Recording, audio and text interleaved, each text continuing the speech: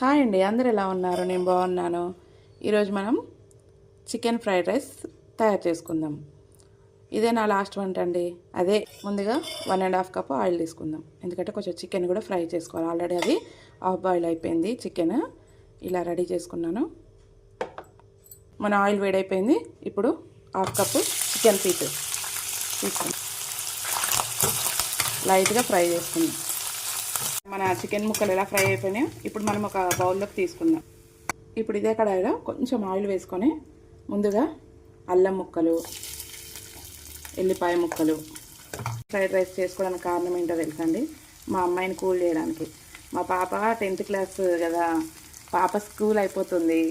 అందుకే చాలా మూడ్ ఆఫ్లో ఉంది. మమ్మీ ఇదే మళ్ళీ 2024 అయిపోతుందన్న మూడ్ ఆఫ్లో ఉంది, ప్లస్ స్కూల్ లైఫ్ అయిపోతుందన్న బాధలో ఉంది. అందుకే మనకి కొంచెం కూల్ చేయడానికి ఇలా. మన వెజిటేబుల్స్ అన్నీ బాగా ఫ్రై అయిపోయినాయి. ఇప్పుడు మనం ఫ్రై చేసుకున్న చికెన్ ముక్కలు కూడా యాడ్ చేద్దాం. కలర్ఫుల్గా ఉన్నాయి కదా మన చికెన్ ఫ్రైడ్ రైస్. ఇక నా సబ్స్క్రైబర్స్ లైఫ్ అంతా కలర్ఫుల్గా ఉండాలని మనస్ఫూర్తిగా దుర్గా తాస్ తరపున దుర్గాలక్ష్మి కోరుకుంటుంది. ఇలా ఫ్రై అయిన దాంట్లో మనం ఇప్పుడు రైస్ యాడ్ చేసుకుందాం. కొంచెం సోయా సాస్, కొంచెం వెనిగర్, పెప్పర్ పౌడర్ యాడ్ చేసుకుందాం, ఆనియన్స్. ఇప్పుడు అంతా టేస్ట్ చూసుకొని సెట్ చేసుకుందాం. రైస్కు తగినంత సాల్ట్ వేయాలి చూసుకొని.